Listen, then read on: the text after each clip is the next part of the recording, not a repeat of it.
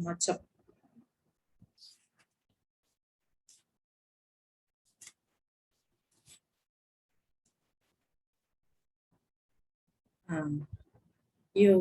యోబు గ్రంథము last chapter. యోబు 42వ అధ్యాయము 13, 14, 15. యోబు గ్రంథము 42వ అధ్యాయము 13, 14, 15 వచనాలు చదవండి. మరియు అతనికి 7 కుమారులను 3 కుమార్తెలను కలిగిరి. అతడు పెద్దదానికి ఎమియా అనియు, రెండవ దానికి కెజియా అనియు, మూడవ దానికి కెరం హప్పుకు అనియు పేర్లు పెట్టెను. ఆ దేశమంతటను యోబు కుమార్తెలంత సౌందర్యవతులు కనబడలేదు. వారి తండ్రి వారి సహోదరులతో పాటు వారికి స్వాస్థ్యములనిచ్చెను.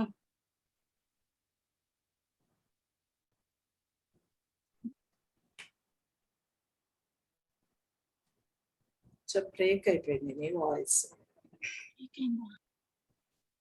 రిపీట్ చేయండి సిస్టర్. 15th verse. మరియు అతనికి 7 కుమారులను 3 కుమార్తెలను కలిగిరి. అతడు పెద్దదానికి ఎమియా అనియు, రెండవ దానికి కెజియా అనియు, మూడవ దానికి కెరెం హప్పుకు అనియు పేర్లు పెట్టెను. ఆ దేశం అంతటను యోబు కుమార్తెలంత సౌందర్యవతులు కనబడలేదు. వారి తండ్రి వారి సహోదరులతో పాటు వారికి స్వాస్థ్యములనిచ్చెను.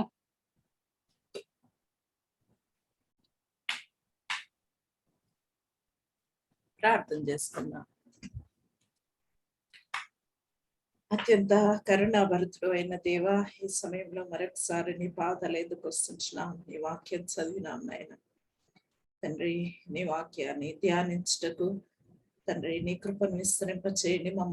మా హృదయాలను మా తలంపులను తండ్రి నీ వైపు త్రిప్పి తండ్రి పరిశుద్ధాత్మ దేవ, మీరు మా మధ్యలో సంచారం చేస్తున్నారు కాబట్టి తండ్రి మీ భయం కలిగి తండ్రి భక్తి శ్రద్ధలతో తండ్రి నీ వాక్యాన్ని ధ్యానించినట్లుగా నన్ను మమ్మల్ని అందరినీ సిద్ధపరుస్తున్నామని ప్రార్థిస్తుంటున్నా. కనికరించండి, వినగలిగే చెవి, గ్రహించగలిగే మనస్సు, ఆ ప్రకారంగా ప్రవర్తించే జీవితము నాకును తండ్రి నీ బిడ్డలందరికీ నీ దయచేస్తున్నామని ప్రార్థిస్తున్నాను.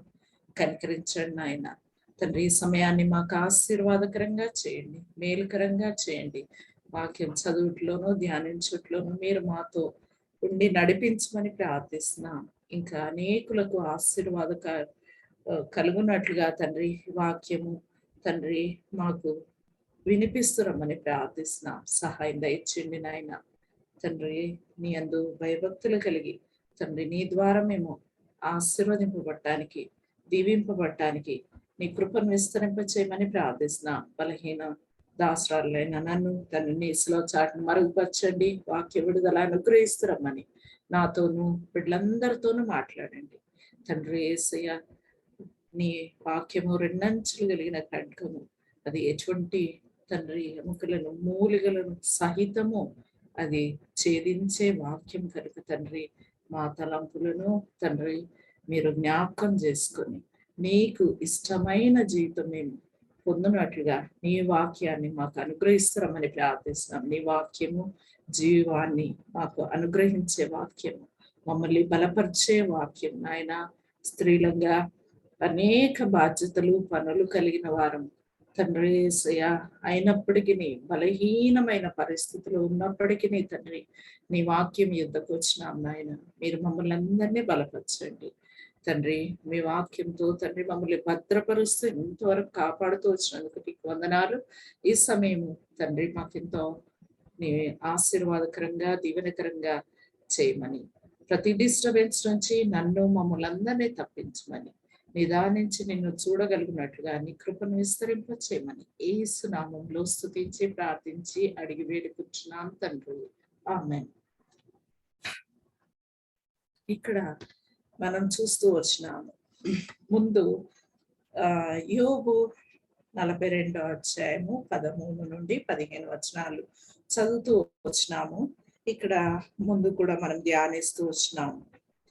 యోబుకు 3 కుమార్తెలు, అందులో జమీమ గురించి ధ్యానిస్తూ వచ్చినాము. కెజియా గురించి కూడా ధ్యానిస్తూ వచ్చినాము. ఇప్పుడు మూడవ కుమార్తె, చిన్న కుమార్తె కెరకంపక్, ఈమె గురించి కూడా ధ్యానిస్తాము అని ముందుకు సాగుదాం. ఇక్కడ యోబు జీవితంలో మనకు తెలుసు, మొదటి అధ్యాయంలో ఎంతగానో యోబు భక్తిని మనం చూస్తూ వచ్చినాము. మొదటి అధ్యాయంలో ఆయన మొదటి వచనంలో చూడండి, చదువుదాం. యోబు మొదటి అధ్యాయం మొదటి వచనం. ఊజు దేశమునందు యోబు అను ఒక మనుషుడుండెను. అతడు యథార్థవర్తనుడును న్యాయవంతుడినే, దేవుని యందు భయభక్తులు కలిగి చెడుతనము విసర్జించిన వాడు. చాలు.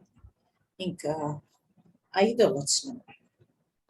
వారి వారి విందు దినములు పూర్తి కాగా యోబు తన కుమారులు పాపం చేసి తమ హృదయములలో దేవుని దూషించరేమో అని వారిని పిలువనంపించి వారిని పవిత్రపరిచి అరుణోదయమున లేచి వారిలో ఒక్కొక్క నిమిత్తమే దహన బలి నర్పించుచూ వచ్చెను.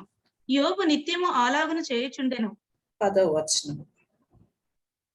నీవు అతనికి, అతని ఇంటి వారికి, అతనికి కలిగిన సమస్తమును చుట్టూ కంచె వేసితివి గదా.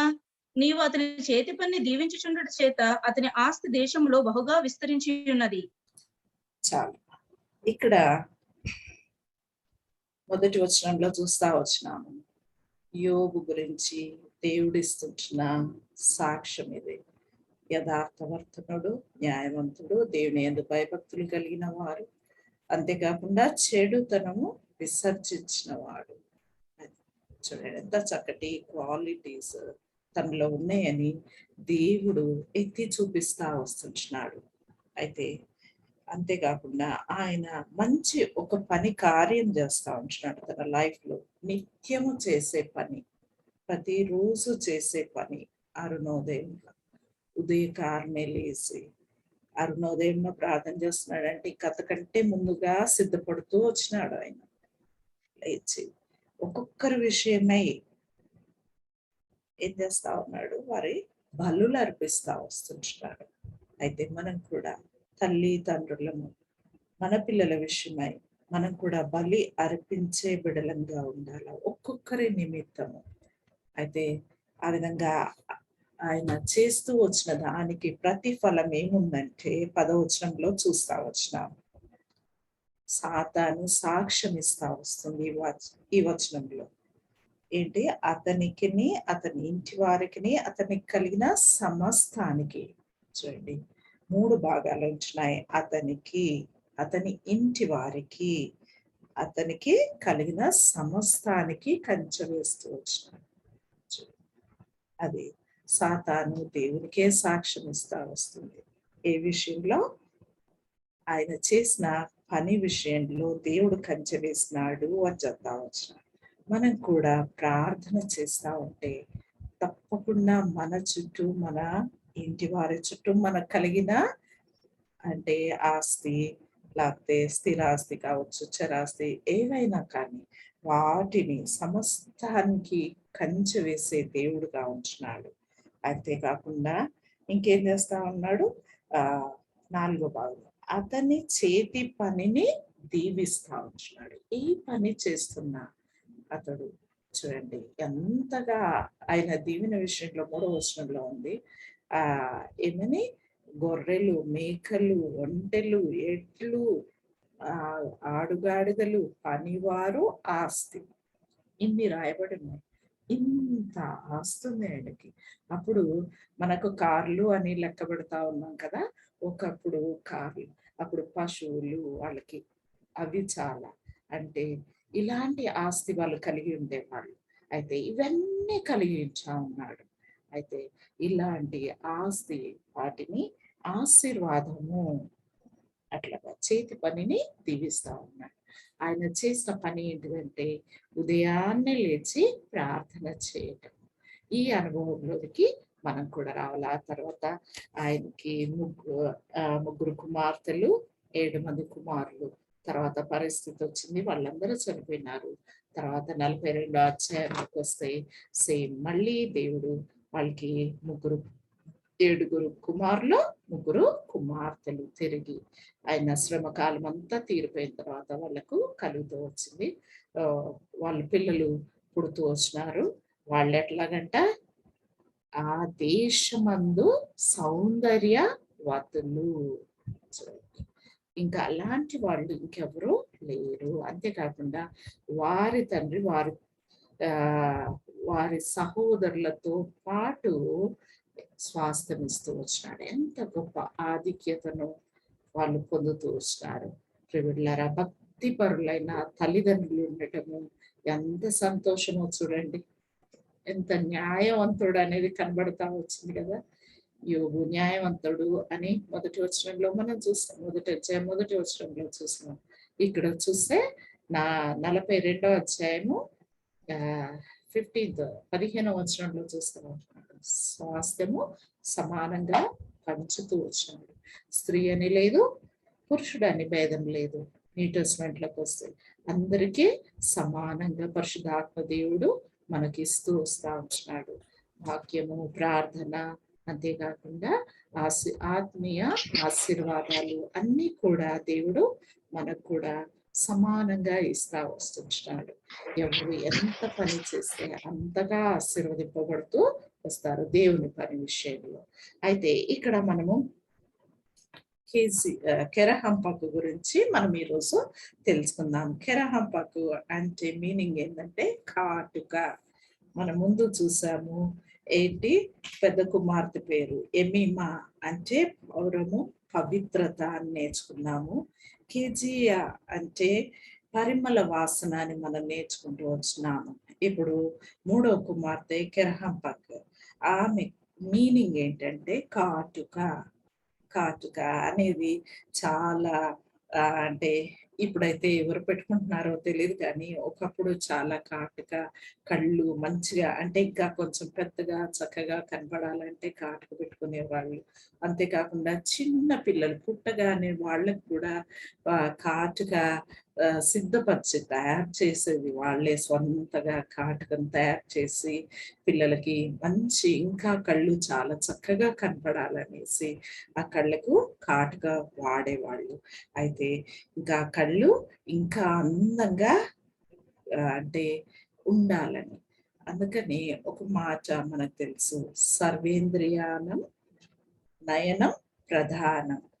అన్ని భాగాల కంటే చాలా శ్రేష్టమైన భాగం ఏంటిదంటే కళ్ళు. అంటే కళ్ళతోటే మనం అన్నింటినీ చూడగలుగుతాము. ఈరోజు జర్నీలో కూడా మేము చూస్తున్నాము, ఇద్దరు కళ్ళు లేని వాళ్ళు ట్రైన్లో అడుగుతూ అంటే వారు భిక్షం అడుగుతా వస్తా ఉంటున్నారు. కానీ అప్పుడు ఆ థాట్ రాలేదు, కానీ ఇప్పుడు ఆ తలంపు వచ్చింది. అయితే ఈ విధంగా కళ్ళు చాలా ఇంపార్టెన్స్. ఎంత కష్టమో అతను పాడుతూ వచ్చినాడు పాట. తన లైఫ్ ఎంత అంటే భయంకరమైన పరిస్థితుల్లో ఉన్నాను అంటూ పాట పాడినాడు. ఆ మీనింగ్ అట్లా వచ్చింది.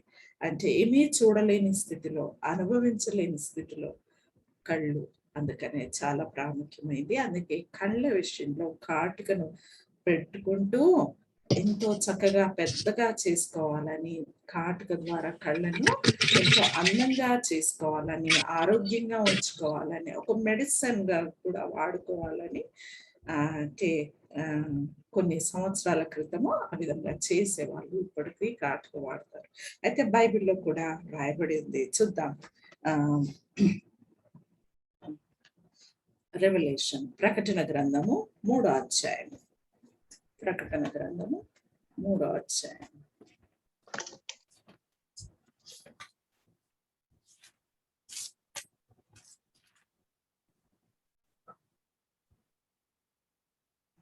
పద్దెనిమిదవ వచనం, 18th verse. ప్రకటన గ్రంథము. నీవు ధనవృద్ధి చేసుకున్నట్లు అగ్నిలో పుటం వేయబడిన బంగారమును, నీ దిశముల సిగ్గు కనబడకుండానట్లు ధరించుకున్నటకు తెల్లని వస్త్రములను, నీకు దృష్టి కలిగినట్లు నీ కన్నులకు కాటుకను నా యొద్ద కొనమని నీకు బుద్ధి చెప్పుచున్నాను. ఇక్కడ కన్ను దృష్టి విషయంలో దేవుడు మాట్లాడుతూ వచ్చినాడు. ప్రకటన గ్రంథకర్త రాస్తూ వచ్చినాడు. ఏమని అంటే, నీకు దృష్టి కలుగునట్లు. దృష్టి ఆల్రెడీ మనకు ఉంది, అయినాక ఇంకా ఆత్మీయ దృష్టి కలుగునట్లుగా మనం ఏం చేయాలా? కన్నులకు ఏం కావాలంట? కాటుక కావాలి. అది ఎవరి దగ్గర కొనుక్కోవాలా? దేవుని దగ్గర కొనుక్కోవాలని. చూడండి, నా యుద్ధ కొనుక్కోమని నీకేం చేస్తాను? బుద్ధి చెప్తున్నా అని చెప్తా ఉంటున్నాడు. ప్రకటన రాసిన గ్రంథకర్తగా చెప్తూ వస్తా ఉంటున్నాడు.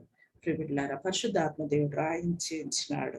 చూడండి ఏ విధంగా ఇవన్నీ మనకు ముందు వచనాలు చూస్తే చల్లగా లేవు, లవోదికయ సంఘం గురించి చెప్తా వస్తుంటున్నాడు.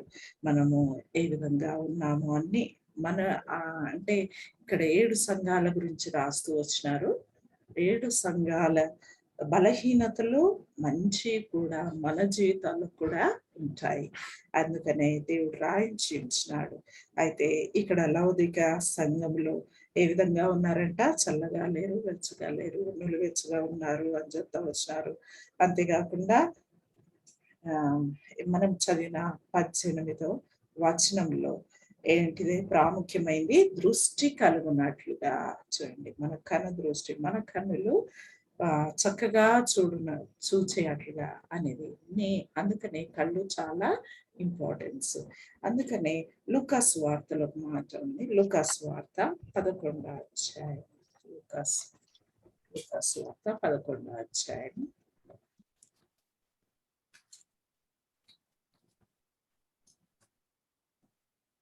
11వ అధ్యాయము 34వ వచనం. నీ దేహమునకు దీపము నీ కన్నే గనుక నీ కన్ను తేటగానుంటే నీ దేహమంతయు వెలుగుమయమై ఉండును. అది చెడినదైతే నీ దేహమును చీకటిమయమై ఉండును. సరే, ఇక్కడ 34వ వచనము మనం చూస్తా వచ్చినాము. యేసు ప్రభు చెప్తున్న మాటలు ఇవి. ఎట్లాగా? యేసు ప్రభు ఈ లోకంలో జీవించి ఉన్నప్పుడు చెప్పిన మాటలు ఇవి. అయితే ఎట్లాగంట? నీ దేహమునకు దీపము. చూడండి, దేహాన్ని వెలిగించేది మన కన్ను దృష్టి. అందుకే ఏంటిది? కన్నే గనక నీ కన్ను తేటగా ఉండాలా. ఎట్లాగా ఉండాలా? చక్కగా ఇప్పటి వరకు చెప్తా వచ్చాను. కాటుక అనేది చాలా ఇంపార్టెన్స్. ఒకప్పుడు అదొక మెడిసిన్ గా వాడుతూ వచ్చినారు. ఎందుకంటే చక్కటి కన్ను దృష్టి పొందుకోవాలని. ఆ విధంగా అంతేకాకుండా తేటగా కనబడాలా. తేటగా కనబడితే మన దేహం అంతా ఎట్లా వెలుగుమయమై ఉంటది అని యేసు ప్రభు చెప్తున్న మాటలు. అయితే కన్ను దృష్టి చాలా ఇంపార్టెన్స్. మనం ఎలాంటి దృష్టి కలిగి ఉన్నాము అనేది కొన్ని మాటలు తెలుసుకుందాం. ఆదికాండము 3వ అధ్యాయం.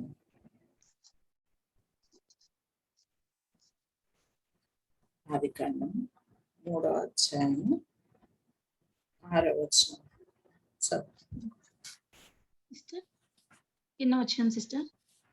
3వ అధ్యాయము 6వ వచనము. స్త్రీ ఆ వృక్షము ఆహారమునకు మంచిదియు కన్నులకు అందమైనదియు వివేకమిచ్చే రమ్యమైనదియునై ఉండుట చూచినప్పుడు ఆమె దాని ఫలములలో కొన్ని తీసుకొని తిని తనతో పాటు తన భర్తకును ఇచ్చెను. అతడు కూడా తినెను. అప్పుడు వారిద్దరి కన్నులు తెరవబడెను. వారు తాము దిగంబరులను తెలుసుకొని అంజూరపు ఆకులు పుట్టి తమకు కచ్చడములను చేసుకొనిరి. చాలు, ఇక్కడ మనకు తెలుసు ఎంత మొదటి స్త్రీ. లాస్ట్ వీక్ కూడా ధ్యానిస్తూ వచ్చినాము మొదటి స్త్రీ విషయంలో. అయితే ఇక్కడ మొదటి స్త్రీ ఏం చేస్తా వచ్చిందంటే కను దృష్టి వలన ఆమె నష్టపోతూ వచ్చింది. చూడండి, మనం కూడా కను దృష్టి చూసేవి మంచిగా ఉండాల. ఎలాంటివి చూస్తా ఉంటున్నాం. అయితే ఏం చేసింది? అప్పటి వరకు ఆ గార్డెన్ లో, ఆ తోటలోనే ఉంది. అయితే ఇవన్నీ చూస్తానే ఉంది. అన్ని ఫ్రూట్స్, అన్ని చెట్లను చూస్తానే ఉంది. కానీ ఇప్పుడు ప్రత్యేకంగా చూస్తా ఉంది. ఎప్పుడు? శోధింపబడిన తర్వాత, సర్పం చేత శోధింపబడిన తర్వాత, ఆ మాటలు వింటూ రావటం ద్వారా. చూడండి, వ్యర్థమైన మాటలు వ్యర్థ. అప్పటి వరకు ఈ సర్పం కూడా, సాతాను కూడా ఉంటూ వచ్చింది. కానీ ప్రత్యేక సమయం తీసుకుంది. అంతేకాకుండా ఇంకొక పాయింట్ ఇక్కడ చెప్పాలి. ఏంటిదంటే ఇక్కడ ఒంటరిగా ఉండే పరిస్థితి. ఈమె హవ్వ తన భర్తతో ఉండకుండా ఒంటరిగా వెళ్ళింది. పక్కకు. అంటే మనం కూడా ఒంటరి అయిన జీవితము, లేకపోతే ఒంటరిగా ఉంటే శోధన వస్తుంది. శోధన వచ్చింది. అంతేకాకుండా సాతాను అవి చెప్తా మాట్లాడుతా వచ్చింది. మాట్లాడినప్పుడు ఫస్ట్ క్వెషన్‌లోనే ఆమె ఆగిపోవాల. కొత్తగా ఎవరు నాతో మాట్లాడుతా ఉన్నారని అని ఆగిపోకుండా ఇది లోకానికి సంబంధించిన మాటలు, లేకపోతే ఇవి వ్యర్థమైన మాటలు, లేకపోతే మమ్మల్ని డిస్టర్బ్ చేసే మాటలు అని. అంతేకాకుండా దేవుని సంబంధించిన మాటలు కాదు, మాకు అనుమానం తెప్పించే మాటలు అనే మాటలు మన దగ్గరకు వచ్చినప్పుడు మనం కూడా బహు జాగ్రత్తగా ఉండాలి. ఈమె అలాంటి జాగ్రత్త పడకపోవటమే కాకుండా ఇంకా వింటూ వచ్చింది. వింటూ వచ్చే దాన్ని బట్టి సాతాను ఏం చేసింది, మోసపుచ్చుతూ వచ్చింది. మోసపుచ్చుతూ వచ్చింది. మాటలు వాటిని డిఫరెంట్ మీనింగ్ వచ్చేటట్లుగా చెప్తా వచ్చింది సాతాను. అయితే ప్రియబిడ్డలారా, మనం కూడా కొంచెము అంటే అది స్టార్టింగ్ లోనే మనము ఆ డిస్టర్బెన్స్ ను మనము గ్రహించి సరైన విధంగా ఉండాల. అయితే ఆమె ఏం చేసింది, అప్పుడు ప్రత్యేకంగా చూస్తా వచ్చింది. అప్పటి వరకు చూస్తుంది ఆ పండ్లను, కానీ ఈ సమయంలో ఇంకా ప్రత్యేకంగా వాటిని చూస్తా వచ్చింది. అంతవరకు మనం కూడా అన్ని వింటా ఉంటాము, అన్ని గ్రహిస్తా ఉంటాము. ఎవరైనా ఏదైనా చెప్పినప్పుడు ఆ ప్రత్యేకతను గ్రహిస్తా ఉంటాము. అయితే అది మంచిదైతే పర్వాలేదు, చెడుదైతే మనము వాటి జోలికి వెళ్ళకుండా జాగ్రత్త పడాలి. అయితే ఈమె ఏం చేసింది, అప్పుడు గమనిస్తా ఉంది ఆ స్త్రీ ఆ వృక్షము ఆహారంనకు మంచిది. అప్పటి వరకు ఆహారానికి మంచి లేవా, ఎన్నో ఉన్నాయి. అంతేకాకుండా కనులకు అందమైనవి. చూడండి ఎంత డిఫరెంట్ చూపు వచ్చేసింది. అయితే ఈ ఇంకా రమ్యంగా ఉన్నాయని చెప్తుంది. వివేకమిచ్చు రమ్యమై ఉన్నాయి అనేసి. ఎంత పొగడతలు వస్తా ఉంటున్నాయి. నష్టపోయే ముందు వ్యర్థంగా ఆమె థింక్ చేస్తా వచ్చింది. అయితే ఈ విధంగా తను తీసుకొని ఆ ఫ్రూట్స్ ను, ఆ పళ్ళను, అంతేకాకుండా తన భర్తకు కూడా ఇచ్చేసింది. చూడండి, దేవుడు ఏదైతే వద్దు అన్నాడో ఆ పని చేయించేసింది సాతాను. అందుకని మొదట్లోనే మనము బహు జాగ్రత్త కలిగి ఉండాల. ఏదైతే మన విషయము, మన భర్త విషయము, లేకపోతే మన ఇంటి విషయము, లేకపోతే దేవుని మాటల విషయము ఎట్టి పరిస్థితుల్లో ఛాన్స్ ఇవ్వకూడదు ఇతరులను. అంటే సాతాను మనలోనికి రాకుండా బహు జాగ్రత్త కలిగి ఉండాల. ఈ విధంగా ఆమె నష్టపోతూ వచ్చింది. అంతేకాకుండా మన జీవితంలో కూడా ఈ కను దృష్టి విషయంలో బహు జాగ్రత్త కలిగి ఉండాలి. మొదటి యోహాను పత్రిక, ఫస్ట్ జాన్, మొదటి యోహాను పత్రిక 2వ అధ్యాయం. మొదటి యోహాను పత్రిక 2వ అధ్యాయం. పత్రిక 2వ అధ్యాయము 16వ వచనము. లోకములో ఉన్నదంతయు అనగా శరీరాశయు, నేత్రాశయు, జీవగుడమమును తండ్రి వలన పుట్టినవి కావు, అవి లోక సంబంధమైనవే. ఇది ఎట్లా, మొదటి యోహాను రాసిన పత్రిక 2వ అధ్యాయము 16వ వచనం చదువుతూ వచ్చినాం. ఇక్కడ ప్రాముఖ్యమైంది శరీరాశయు, నేత్రాశ, జీవపుటము. అయితే ప్రాముఖ్యమైనది ఇప్పుడు మనం ధ్యానిస్తున్నది నేత్రాశ. నేత్రాశ దేవుని నుండి వచ్చినది కాదు, క్లియర్ గా రాస్తా ఉంటున్నాడు. అవి లోక సంబంధమైనవి. లోకాధికారి ఎవరు, సాతాను. ఈ లోకంలో ఇవన్నీ నష్టపోయేటి. అంతేకాకుండా 17వ వచనంలో అంటాడు, లోకమును దాని ఆశ గతించిపోవడం. ఇవన్నీ గతించిపోయే వాటి కొరకు ప్రయాసం. ఏంటి, ఈ కన్ను దృష్టి, నేత్ర ఆశ. చూడండి, నేత్రాలు చూడటం ఓకే, ఇంతవరకు అవ్వ మంచిగా ఉంది, చూస్తానే ఉంది, అప్పుడేమీ ప్రాబ్లం లేదు. అయితే ప్రత్యేకంగా ఆశపడి చూడటము అంటే దానికి వ్యర్థమయ్యే దాని కొరకు, అంటే ఈ లోకంలో ఉన్న వాటి అన్ని వ్యర్థమైపోయేటి, ఇవన్నీ గతించిపోయేటి. వాటిని ఎట్లాగా ప్రత్యేకతగా చూడటము, లేకపోతే ఆశించటము, వాటి ద్వారా నష్టం వస్తది. అంతవరకు పర్వాలేదు. అయితే దేవుని కంటే ఎక్కువగా లోకాన్ని ప్రేమించటము, దేవుని మాటల కంటే ఇతరుల మాటలు ఎక్కువగా ప్రేమించటము, మన కుటుంబానికి సంబంధించిన వాటి మాటల విషయమే ఇతరుల మాటలు ఎక్కువగా, అంటే నష్టపరిచే మాటలను ఎక్కువగా మనము వినటము. అలాంటి ద్వారా మనము నష్టపోతూ వస్తాము. ఎవరు? హవ్వ కూడా నష్టపోతూ వచ్చింది. అంతేకాకుండా వస్తువుల విషయంలో కూడా స్త్రీలంగా బలహీనం చాలా విషయాల్లో.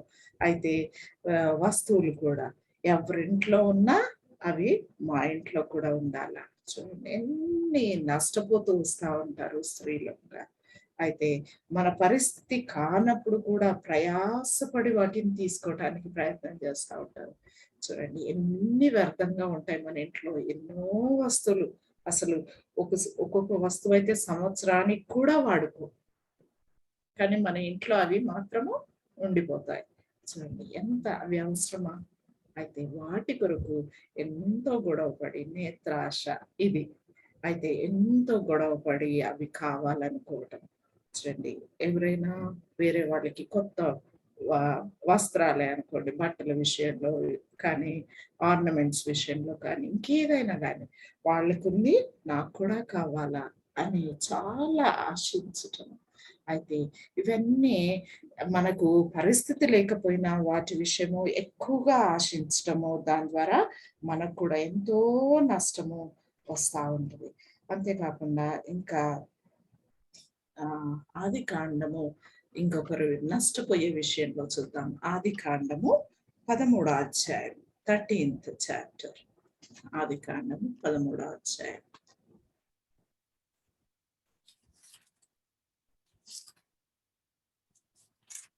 13వ అధ్యాయము 10వ వచనము. లోతు తన కన్నులెత్తి యొర్దాను ప్రాంతమంతటిని చూచెను. యెహోవా సొదొమ గొమొర్రా అను పట్టణములను నాశనం చేయక మునుపు సోయరుకు వచ్చే వరకు అదంతయు యెహోవా తోట వలెను ఐగుప్తు దేశం వలన నీళ్లుపారు దేశమై ఉండెను. కాబట్టి చాలు ఇక్కడ 10వ వచనం చదువుతూ వచ్చినాము. లోతు తన కన్నులెత్తి యోర్దాను ప్రాంతం అంతటిని చూచెను. చూడండి అబ్రహాముతో ఆయన ప్రయాణం చేస్తూ వచ్చినాడు. ఈయనకు ఈ దర్శనం లేదు. అయినప్పటికీ అబ్రహాముతో అన్న కుమారుడు ఈయన లోతు. అయితే ఆయన కూడా బయలుదేరుతూ వచ్చినాడు. ఆయన కుటుంబం కూడా బయలుదేరుతూ వచ్చింది. అబ్రహాం లాగా ఈయన కూడా ఎంతో ఆశీర్వదింపబడుతూ వచ్చినాడు. ఇంకా చూడండి వారి పశువుల కాపర్లకు వీళ్ళ పశువుల కాపర్కు అంటే గొడవలు వస్తా వచ్చినాయి. అయితే 8వ వచనంలో మనము బంధువులము అంటూ వస్తాడు. మనము సపరేట్ అవ్వటము క్షేమము అని అబ్రహాం చెప్తూ వచ్చినప్పుడు ఆయన ఏం చెప్పలేదు. ఎందుకు అని అంటే ఆయనకు కూడా ఇష్టమైంది సపరేట్ కావాలని. అయితే అందుకనే సపరేట్ అవుతూ వచ్చినారు. అయితే మొదట నువ్వే కోరుకో అని చెప్తూ వచ్చినాడు అబ్రహాం. అయితే లోతు ఏం చేస్తున్నాడు? అప్పుడైనా చెప్పాలా ఏమని? నీతో నివేదిస్తే ఆ స్థలాన్ని తీసుకుంటాను, లేకపోతే నువ్వు ప్రార్థించి చెప్పు అని. అలాంటి స్వభావం కూడా లేదు. చూడండి ఎంత నష్టానికి ఆశిస్తా వచ్చినాడు. అయితే ఈయన ఏం చేసినాడు? కన్నులెత్తి ఏది బాగుందో ఆ ప్రాంతం అంతా ఎట్లా ఉందంట, యెహోవా తోటలాగా కనబడిందంట ఆయనకి. ఎంతో చక్కగా కనబడింది అనేసి. చూడండి లోకములో ఉన్నదంతా అంటే అది నష్టపోయే పరిస్థితిలో ఉంటది. అయినను ఏది మంచి కనబడుతుందో దాన్ని చూసి ఆశిస్తూ వచ్చినాడు. అయితే ఆ విధంగా ఎంతో నష్టపోతూ వచ్చినాడు. చూద్దాము అది ఆదికాండం 19వ అధ్యాయము 26వ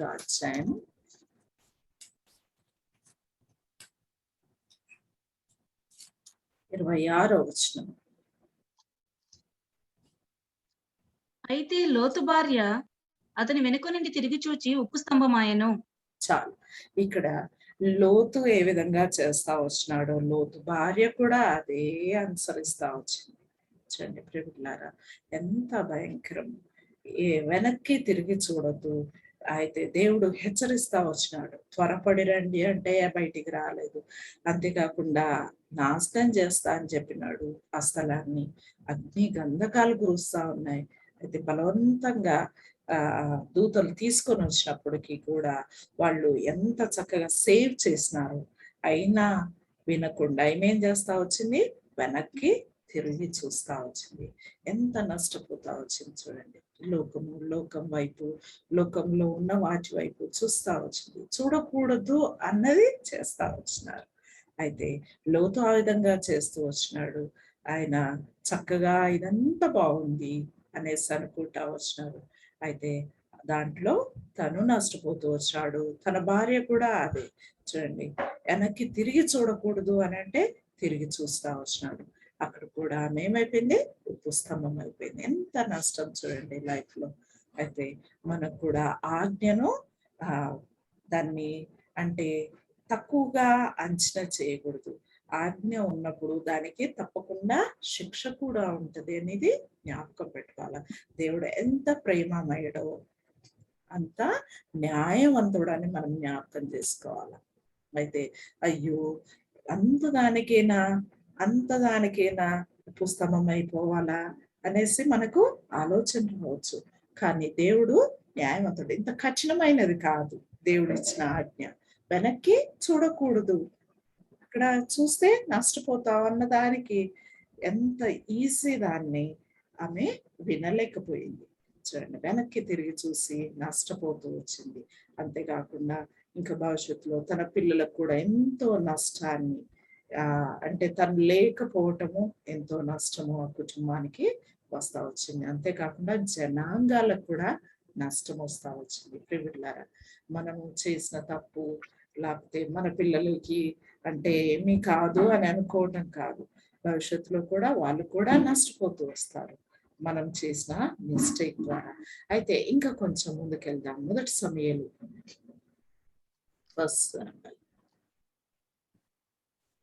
మొదటి సమయాలు గ్రంథం 18వ అధ్యాయం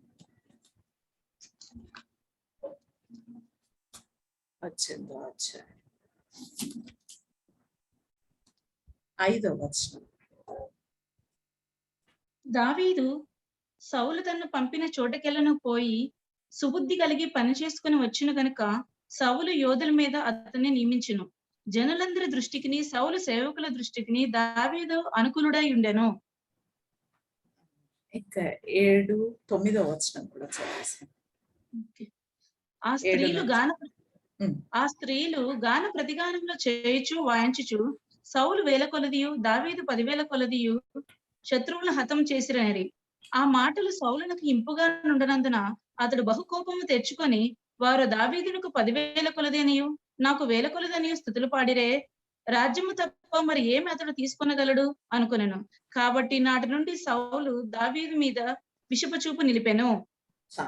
ఇక్కడ ఎంత భయంకరమైన పరిస్థితిలో అంటే తన రాజ్యం, సౌలు రాజ్యం అంతా నష్టపోయే పరిస్థితిలో దావీదు వడిసెలతో అంటే రాళ్లతో దేవుడు అంటే దావీదు గెలుస్తూ వచ్చినాడు. అయితే ఇంత గెలుపు అంటే ఫిలిస్తీన్ చూడండి, ఆ గెలుపును ఆయన ఓర్చుకోలేని స్థితిలో ఉన్నాడు. ఎంత సౌలు విషయంలో ఎంత సహాయం చేస్తా వచ్చినాడు. అయితే ఆ సహాయాన్ని మర్చిపోయినాడు. అంతేకాకుండా ఎంతో చక్కగా మెచ్చుకున్నాడు అంతకుముందు సౌలు దావీదును. ఇంకా నీకు యుద్ధం తెలియదు, డ్రెస్సులు వేసుకో, అవన్నీ తన బట్టలు ఇచ్చినాడు, తన కత్తి ఇచ్చినాడు, అన్ని చేస్తా వచ్చినాడు. అయితే ఎప్పుడైతే యుద్ధం అయిపోయింది, ఎప్పుడైతే అది యుద్ధం అయిపోయినాక ఫిలిస్తీన్ని చంపేసినాక ఇంకా ఆయన విషయంలో పొగుడుతూ వచ్చినాడు. ఎవరు? ప్రజలందరూ. చూడండి, ఆ విషయంలో ఆయనకి ఏమొచ్చింది, విషపు చూపు వచ్చేసింది. ఎంత నష్టం వచ్చేసింది చూడండి. అయితే ఆ విషపు చూపుతో ఎంతో నష్టపోతూ వచ్చినాడు. ఎవరు? సౌలు రాజు. రాజ్యాన్నే పోగొట్టుకునే పరిస్థితి వచ్చేసింది. అయితే ప్రియబిడ్డలారా, ఆయన చేసిన మేలు మర్చిపోయినాడు. అంతేకాకుండా జస్ట్ వాళ్ళు ఏం చేస్తున్నారు, ఆయన చేసిన పనిని వాళ్ళు పొగుడుతూ వచ్చినారు. పొగిడినప్పుడు ఎంత భయంకరంగా ఆయన విషపు చూపు చూస్తా వచ్చినాడు. మన జీవితంలో కూడా మేలును మర్చి కీడు చేస్తే నష్టం ఉంటుంది. అయితే ఆ మాటలు ఇప్పుడు వద్దులే కానీ, అయితే ఇంకా ఆ చూడండి, సుబుద్ధి ఎవరు? దావీదైతే సుబుద్ధి కలిగి ఉంచినాడు, మంచి బుద్ధి కలిగి ఉంచినాడు. అంతేకాకుండా జనుల దృష్టికి, సేవకుల దృష్టికి ఆయన అనుకూలంగా ప్రవర్తిస్తా వచ్చినాడు. చూడండి, వీళ్ళందరి దృష్టికి దావీదు మంచిగా ఉంటా వచ్చినాడు. ప్రియబిడ్డలారా, మనం కూడా ఎక్కడ ఏం పని చేసినా అందరి దృష్టికి అనుకూలమైన జీవితం మనం కలిగి ఉండాలి. అంతకంతకు దావీదు ఆశీర్వదింపబడుతూ వచ్చినాడు.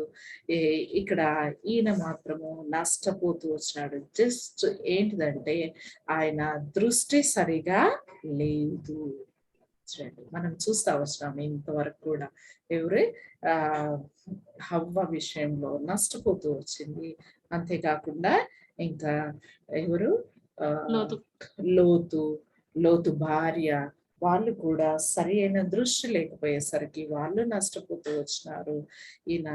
ఈయన చూపు ఎట్లా ఉందంటే విషపు చూపు. ఎవరు? సౌలు ఈ విధంగా విషపు చూపు చూడటం ద్వారా ఎంతో నష్టపోతూ వచ్చినాడు. అయితే ఆ విధంగా రాజ్యాన్ని కూడా పోగొట్టుకోవాల్సి వచ్చింది. అయితే ఇంకా ముందుకెళ్దాం. 2వ సమూయేలు గ్రంథము, 2 శామ్యూయల్ 6వ అధ్యాయం. 2 సమూయేలు గ్రంథము 6వ అధ్యాయం, 16వ వచనం. యెహోవా మందసము దావీదు పురమునకు రాగా సౌలు కుమార్తె యొక్క మీకాలు కిటికీలో నుండి చూచి యెహోవా సన్నిధిని గంతులు వేయచు నాట్యమాడుచున్న దావీదును కనుగొని తన మనస్సులో అతని హీనపరిచెను. వారు యెహోవా మందసము తీసుకుని వచ్చి గుడారం మధ్యను దావీదు దాని కొరకు ఏర్పరిచిన స్థలం నుంచగా దావీదు దహన బలులను సమాధాన బలులను యెహోవా సన్నిధిని అర్పించెను. చాలా అయితే ఇక్కడ మనకు తెలుసు, దావీదు భార్య ఈమె కూడా మీకాలు కూడా ఎవరి కుమార్తె? సౌలు కుమార్తె. చూడండి, ఆమె కూడా సేమ్ క్వాలిటీస్. చూడండి, ఆయన విషపు చూపు చూస్తా ఉన్నాడు, ఈమె మనస్సులో ఏం చేస్తా ఉంది? హీనపరుస్తా వస్తుంది, తన భర్తను హీనపరుస్తా ఉంది. ప్రియబిడ్డలారా, ఎంత భయంకరమైన స్థితిలో ఈమె వెళ్తా వచ్చింది. ఇంకా ఆమె ఎప్పటికీ అదే వచనాన్ని ముందుకెళ్దాం. 22వ వచనం. ఇంతకంటే మరెక్కువగా నేను తృణీకరింపబడి నా దృష్టికి నేను అల్పుడనై నీవు చెప్పిన పనికత్తెల దృష్టికి గనుడనగుదని మీకాలతో అనెను. మరణం వరకు సౌలు కుమార్తె మీకాలు పిల్లలను కనకయుండెను. చాలు, ఇక్కడ తన భర్త అంటే మనకు తెలుసు శిరస్సు, హీనపరచటం. ఏ విషయంలో హీనపరుస్తా ఉంది? దేవుణ్ణి సేవించే పనిలో హీనపరుస్తా వచ్చింది. దేవుని సన్నిధిలో ఆయన నాట్యమాడుతూ వచ్చినాడు దేవుని. అంతేకాకుండా ఆయన దీవిస్తూ వచ్చినాడు. ఇంకా చూడండి, జనులను 19వ వచనం మధ్య భాగంలో జనులను ఆశీర్వదించి వాళ్ళకి ఇంకా పళ్ళు, అంతేకాకుండా ద్రాక్ష పళ్ళు, భక్ష్యము, రొట్టె ఇవన్నీ పంచుతూ వచ్చినాడు. చూడండి, ఎంత మంచి పనులు చేస్తా ఉన్నాడు. ఈమె కూడా వచ్చేసి ఆయనతో పాటు దేవుని స్తుతించడమో చేయాలా, లేదంటే ఆయన చేసే అంటే పంచే విషయంలో అయినా ఆమె హెల్ప్ చేయాలా? ఆ పనులు చేయట్లేదు. అంతేకాకుండా ఆమె ఏం చేస్తా వచ్చింది? మనస్సులో హీనపరుస్తా వచ్చింది. ప్రియబిడ్డలారా, మనస్సులో అంటే మనస్సును, హృదయాన్ని కూడా దేవుడు పరిశీలించే దేవుడు, చూచే దేవుడు. అందుకనే మనం కూడా మన భర్తలను కానీ మన పైనున్న వారిని కూడా మనము మనస్సులో హీనపరచిన, చూడండి, అది దేవుడు చూస్తున్నాడు అనేది ఒక్కోసారి జరిగితే కూడా మనం ఏం చేయాలా? దేవుడు క్షమించే దేవుడు కనుక తప్పకుండా క్షమాపణ అడగాల. ఒకవేళ తెలిసి తెలియక ఎప్పుడైనా మనం భర్తలను లేకపోతే మన పైన ఉన్న వారిని మనము బాధపరుస్తే అయితే మనం ఏం చేయాలా? క్షమించాలి. అది క్షమించమని దేవుణ్ణి కోరాలి. దేవుడు క్షమిస్తాడు. అయితే ఈమె ఇంకా కఠినంగా ఉంది. అందుకనే ఆమె ఏం చేద్దాం వచ్చినాడు? 22వ వచనంలో అదే 2 సమూయేలు గ్రంథము 6వ అధ్యాయం 22వ వచనం, ఇంతకంటే మరి ఎక్కువగా తృణీకరింపబడిన ఆయన ఎంత తగ్గించుకుంటా వస్తుంటున్నాడు. నువ్వు నా భార్యవు అని ఆయన చెప్పట్లేదు. అంతేకాకుండా ఇంకా ఏం చేయాలి? ఆయన కఠినంగా అప్పుడే ఆజ్ఞ ఇయ్యొచ్చు, కానీ ఆయన చెప్పట్లేదు. ఎందుకంటే దేవుని స్తుతించే మనస్సు ఆయన కలిగి ఉన్నాడు కాబట్టి, ఇంకా దేవుని దృష్టికి ఏమైపోతాను? నేను ఘనుడనైతాను. ఎప్పుడు ఘనుడైతారు? దేవుణ్ణి ఎప్పుడైతే తగ్గించుకొని మనము దేవుణ్ణి స్తుతిస్తా ఉంటాము, అప్పుడు మనం ఏం చేస్తాము? ఘనంగా ఎంచబడతాం దేవుని దృష్టిలో అని దావీదు తెలుసుకున్నాడు. ఆ విధంగా ప్రవర్తిస్తూ వచ్చినాడు. అయితే ఈమె నష్టపోతా వచ్చింది. ప్రియులారా, మన జీవితంలో ఇప్పుడు సౌలు కుమార్తె మీకాలును కూడా బయలుపరుస్తూ వస్తున్నాడు. ఆమె దృష్టి ఏ విధంగా ఉంది? ఇహలోక దృష్టి. చూడండి, తక్కువ వాళ్ళతో వెళ్తా ఉంటున్నారు మందిరానికి, లేకపోతే ఆ బీద వాళ్ళతో ఉంటున్నారు, లేకపోతే అంటే చదువు లేని వాళ్ళతో ఉంటున్నారు. ఇలాంటి పరిస్థితులు చాలా మంది ఆలోచిస్తూ ఉంటారు. అయితే కానీ ఈయనేమంటా ఉన్నాడు?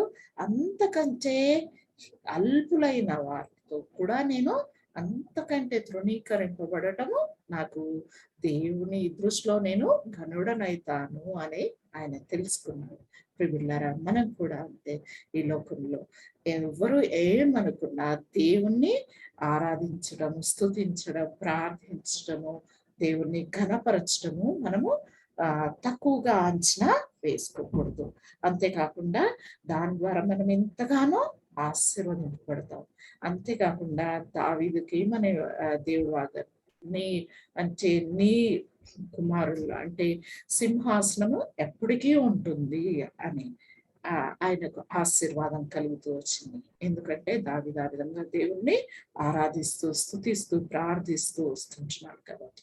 ప్రియులారా, మనం కూడా ఆశీర్వదింపబడాలంటే ఆ విధంగా మన దృష్టి అంటే ఈ పైవి చూడకుండా, లేకపోతే ఈ లోకంలో జరిగే వాటిని చూడకుండా, నిజమైన దేవుడు ఆయన ఆది అంతం లేని దేవుడిని నేను స్తుతిస్తుంటున్నాను అని మనము అలాంటి స్తుతి ఆరాధన మనం కూడా చేయటానికి దేవుడు మనకు సహాయం చేయను గాక. ఇంకా ముందుకెళ్దాం. ఇదే 2 సమూయేలు గ్రంథము 11వ అధ్యాయము 2వ వచనం.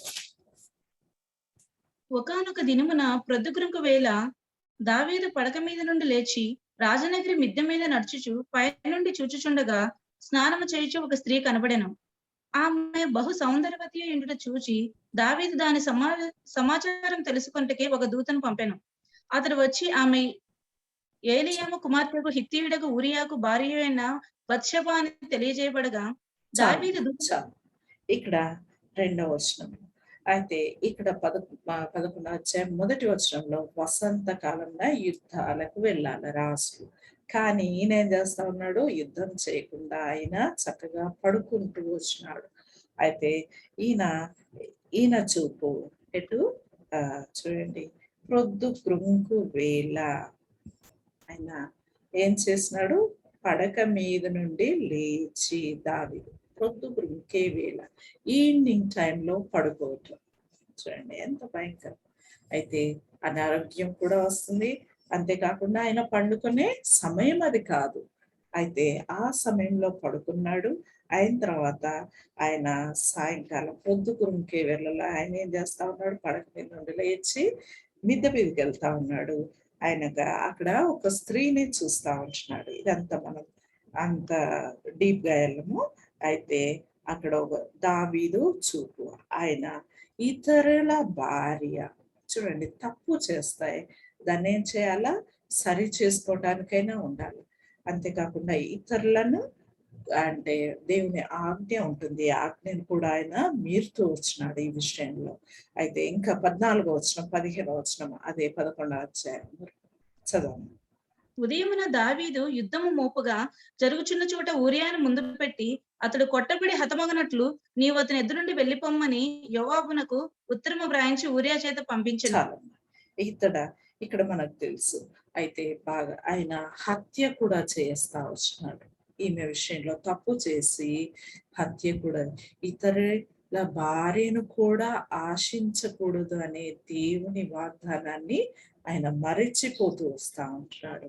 ఎందుకు అనంటే ఆయన చేయవలసిన పని ఏం చేయాలా? అప్పుడు యుద్ధానికి వెళ్ళాలా? అది ఒక యుద్ధానికి వెళ్ళకుండా మిస్టేక్ చేసినాడు.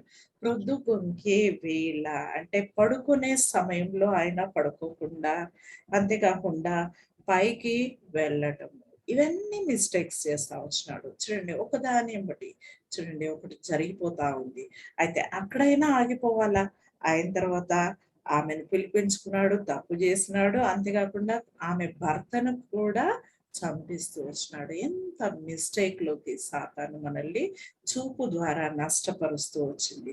అంతేకాకుండా ఇంకా కొంచెం ముందుకెళ్తే 27వ వచనం కూడా చదవమ్మా, ఆఖరి వచనం. అంగలార్పు కాలం తీరిన తర్వాత దావీదు దూతలను పంపి ఆమెను తన నగరికి తెప్పించుకొనగా ఆమె అతనికి భార్య అయ్యి అతనికి ఒక కుమారుని కన్ను.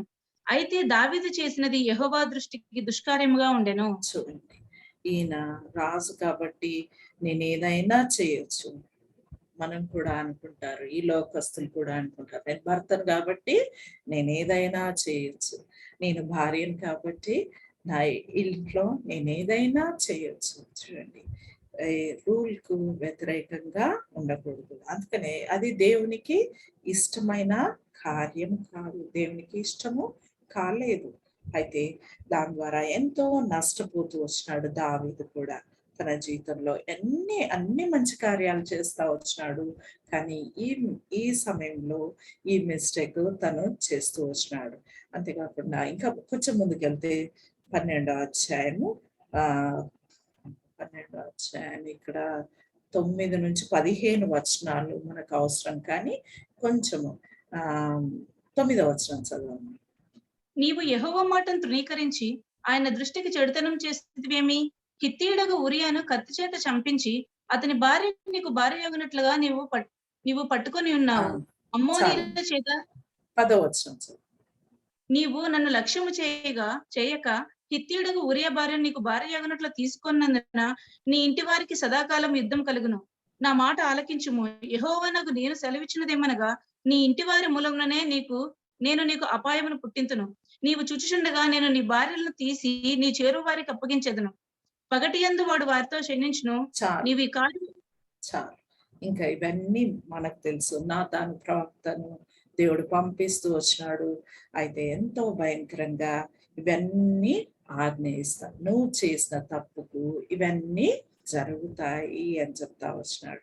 ఎంత భయంకరం! 15వ వచనం వరకు మనం చూస్తా ఉంటే ఇంకా బిడ్డ చనిపోతూ వచ్చినాడు. అయితే చనిపోతాడు అని కూడా చెప్తాడు. అయిన తర్వాత దేవుడు ఆ బిడ్డను మొత్తినాడు, తర్వాత చనిపోయి. అయితే ఈ విధంగా ఎంత నష్టపోతూ వచ్చింది దావీదు, నష్టపోతూ వచ్చినాడు తన చూపు ద్వారా. విధంగా తర్వాత అధ్యాయంలో మనం చూస్తే దావీదు ఆ విధంగా నష్టపోతూ వచ్చినాడు. తన భార్యల విషయంలో కూడా ఆ విధంగా నష్టపోతూ వచ్చినాడు. అయితే మనము ఈ విధంగా ఈయన సౌలు నష్టపోతూ వచ్చినాడు, దావీదు ఇక్కడ నష్టపోతూ వచ్చినాడు. అయితే తన పిల్లలే తన పిన్ని వరుసన ఉండేవారిని వాళ్ళు కూడుతూ వచ్చినారు, నష్టపోతూ వచ్చినారు. అయితే ఈ విధంగా దేవుడు శిక్షను కూడా అమలు చేస్తూ వచ్చినాడు దావీదు విషయంలో. అయితే ఈ విషయంలో తప్ప ఇంకన్ని విషయాల్లో ఆయన దావీదు చక్కగా ప్రవర్తిస్తూ వచ్చినాడు. అయితే ఇక్కడ ప్రాముఖ్యంగా మనము కన్నుల విషయము మనము ధ్యానిస్తూ వచ్చినాము. ఇప్పటి వరకు వీరి జీవితాల్లో చాలా దావీదు ఎంతో మంచి జీవితం కలిగి ఉన్నాడు. ఒక మిస్టేక్ ద్వారా తను కూడా నష్టపోతూ వచ్చినాడు. అయితే ప్రియులారా, అన్ని విషయాల్లో మనం మంచిగా ఉండవచ్చు. ఒక విషయంలో దేవుడు మనల్ని జ్ఞాపకం చేస్తా ఉండొచ్చు. ఇదొక్క తప్పు నేను చేస్తాను. లేకపోతే ఈ ఒక్క తప్పులో దేవుని సన్నిధికి రాలేను. లేకపోతే ఇదొక్క మిస్టేక్‌లో నేనున్నాను అని మనము అక్కడే ఆగిపోకూడదు. దాన్ని దేవుని దగ్గరకు వచ్చి మనము క్షమాపణ కోరుకోవాలి. దేవుడు తప్పకుండా క్షమిస్తాడు. అయితే ఆ విధంగా తను క్షమింపబడుతూ వచ్చినాడు. ఎవరు? దావీదు. అయితే అంతేకాకుండా ప్రాముఖ్యంగా మనం చూడవలసింది ఇప్పటి వరకు ఎన్నో చూస్తా వచ్చినాం. ఇంకా చూస్తా ఉంటే చాలా ఉన్నాయి. మనకు సమయం లేదు. పరమగీతములు, షూలమ్మితి కన్నుల విషయం చూద్దాం. పరమగీతములు 4వ అధ్యాయం. పరమగీతంలో 4వ అధ్యాయం మొదటి వచనం. నా ప్రియురాలా, నీవు సుందరివి, నీవు సుందరివి. నీ ముసుగుకుండా నీ కన్నులు గువ్వ కన్నుల వలె కనబడుచున్నవి. ఇక్కడ మనకు కన్నులు, షూలమ్మితి కన్నుల విషయము దేవుడు. షూలమ్మితి అంటే మనకు తెలుసు, ఆత్మీయంగా అర్థం ఏంటిదంటే సంఘము, లేకపోతే విశ్వాసి వ్యక్తిగతంగా చెప్తూ వస్తుంటున్నాడు అనమాట.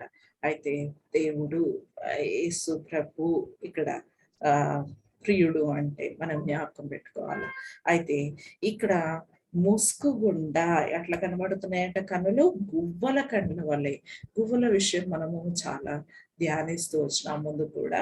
అయితే గువ్వల కన్నులు ఎంతో చక్కగా ఉంటా వచ్చినాయి. యేసు ప్రభు కన్నులు కూడా.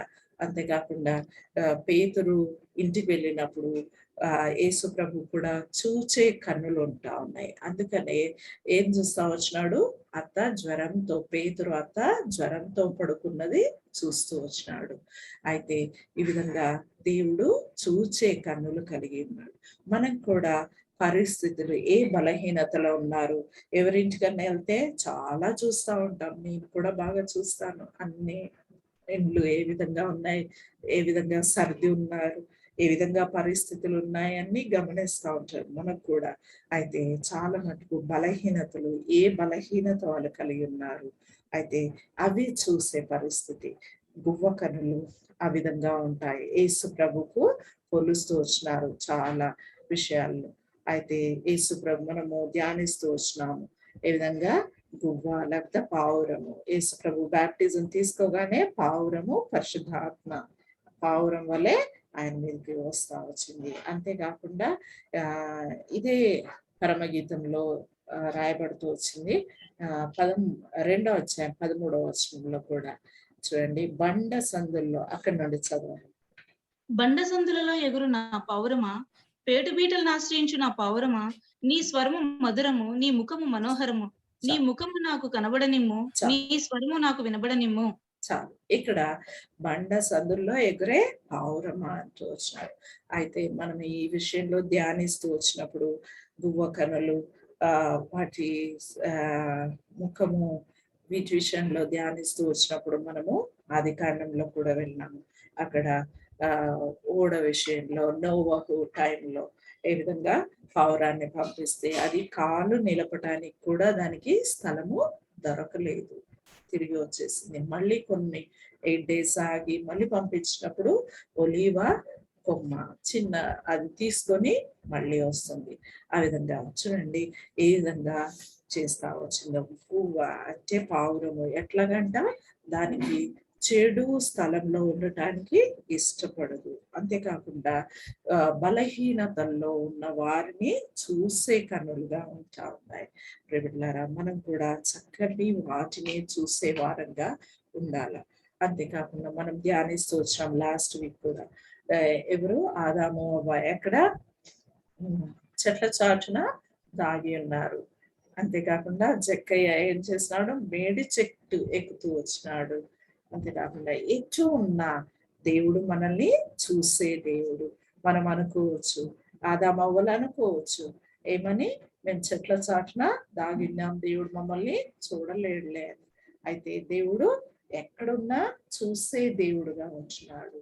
అంతేకాకుండా మన నడతలను కూడా చెట్టు పైన ఉన్న, చెట్టు కింద, చెట్టు ప్రక్కనున్న మనం అన్ని చూస్తా వచ్చినాము. అయితే ఆ విధంగా మనల్ని చూసే దేవుడుగా వచ్చినాడు. ఇంకొక మాట చూసుకున్నాం. కీర్తన 94వ కీర్తన. చూసుకొని త్వరగా ముగించుకోవడానికి ప్రయత్నం చేద్దాం. 94 కీర్తన 9వ వచనం. చెవులను కలుగజేసిన వాడు వినకుండునా, కంటిని నిర్మించిన వాడు కానకుండునా. చూడండి, ఎందుకు అనంటే మన సృష్టికర్త దేవుడు, మన సృష్టికర్త, మనల్ని మన కళ్ళను నిర్మించిన వాడు. చూడండి, మనల్ని కానక ఉండనా అంటున్నాడు కీర్తనకారు. అయితే ప్రియులారా, తప్పకుండా మన చూసే దేవుడుగా ఉంటున్నాడు. అంతేకాకుండా కీర్తన 139 139వ కీర్తన. ఇక్కడ చాలా వచనాలు మనకు అవసరం. కొన్ని మొదటి 3 వచనాలు చదివితే చాలు. యెహోవా, నీవు నన్ను పరిశోధించి తెలుసుకొని ఉన్నావు. నేను కూర్చుండుట నేను లేచుట నీకు తెలియను. నాకు తలంపు పుట్టక మునుపే నీవు నా మనసు గ్రహించుచున్నావు. నా నడకను నా పడకను నీవు పరిశీలన చేసుకొని ఉన్నావు. నా చర్యలన్నిటినీ నీవు బాగుగా తెలుసుకొని ఉన్నావు. వచ్చింది. మళ్ళీ 3వ వచనం. యెహోవా, నీవు నన్ను పరిశోధించి తెలుసుకొని ఉన్నావు. నేను కూర్చుండుట నేను లేచుట నీకు తెలియను. నాకు తలంపు పుట్టక మునుపే నీవు నా మనసు గ్రహించుచున్నావు. నా నడకను నా పడకను నీవు పరిశీలన చేసి ఉన్నావు. నా చర్యలన్నిటినీ నీవు బాగుగా తెలుసుకొని ఉన్నావు. చాలు, యెహోవా, ఇంకా చాలా మాటలు మనకు అవసరం, కానీ ఈ మాటలు మాత్రమే. దేవుడు ఎట్లాగంట, మనము కూర్చుండుట లేచుట. చూడండి, మన తలంపులు పుట్టక మునిపే కూడా మనస్సును దేవుడు ఎరిగి ఉన్న దేవుడు. చూడండి, అంతేకాకుండా నడకను పడకను పరిశీలన చర్యలను బాగా మనం ఏం క్రియలు చేస్తున్నాము అవన్నీ దేవుడు ఎరుగుతాడు. ఎందుకు అనంటే ఆయన మనల్ని నిర్మించిన దేవుడు కనుక తప్పకుండా మనల్ని చూసే దేవుడు. అయితే చాలా మిస్టేక్స్ విషయంలో మనం చూస్తూ వచ్చినాము. మనుషులు తప్పకుండా అంటే పడిపోయే స్థితిలో ఉంటారు. ఆయనను దేవుడు కృపగలిగిన దేవుడు. ఎప్పుడైతే మనము క్షమించమని కోరుతాము, దేవుడు తప్పకుండా క్షమిస్తాడు, కనికరిస్తాడు. అయితే ఆ విధంగా దేవుడు మనల్ని చూస్తుంటున్నాడు ఈ లోకంలో అని మన కన దృష్టిని మనం ఏం చేసుకోవాలా, చక్క చేసుకోవాలా. తప్పు అని తెలిసినప్పుడు సరి చేసుకోవడానికి ప్రయత్నం చేయాల. అందుకని కాటుక ఎవరి దగ్గర కొనుక్కోవాలంట, దేవుని దగ్గర కొనుక్కోవాల. ఇంకా కాటుక విషయం ఇంకా కొన్ని మాటలు ఉంటా ఉన్నాయి. టైం అయిపోయింది. అయితే కొంతమంది వాదిస్తారు, దేవుడే కాటుక పెట్టుకోమన్నాడు కదా కొనుక్కోని అంటే నా అనేసి వాదిస్తారు. అది ఆత్మీయమైనది కాదు. ఇప్పుడైతే డాక్టర్స్ కూడా వద్దంటా ఉన్నారు చిన్న బిడ్డలకు కూడా కాటుక పెట్టడం. అయితే చూడండి, ఇది శారీరకమైన కాటుక కాదు, ఇది ఆత్మీయమైన కాటుక. నీ కన్ను నిన్ను డిస్టర్బ్ చేస్తే ఒక కన్ను కలిగైనా పరలోకానికి వెళ్ళడానికి ప్రయత్నించు. ఒక కన్ను పెరిగివేయమని యేసు ప్రభు చెప్తూ వచ్చినాడు. అయితే మనం కూడా ఆ విధంగా ఒక కన్ను అయినా సరి అయిన విధంగా అంటే ఉండటానికి చూడాలి. అయితే ఆ విధంగా చూద్దాం. అదొక మాట చదువుకొని మత్తయి సువార్త 18వ అధ్యాయం. మత్తయి సువార్త ఎంచుకున్నాము. మత్తయి సువార్త 18వ అధ్యాయం 18th chapter.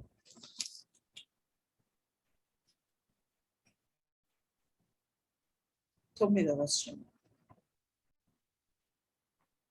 నీ కన్ను నిన్ను అభ్యంతరపరిచిన యెడల దాని పెరికి నీ యొద్ద నుండి పారవేయము.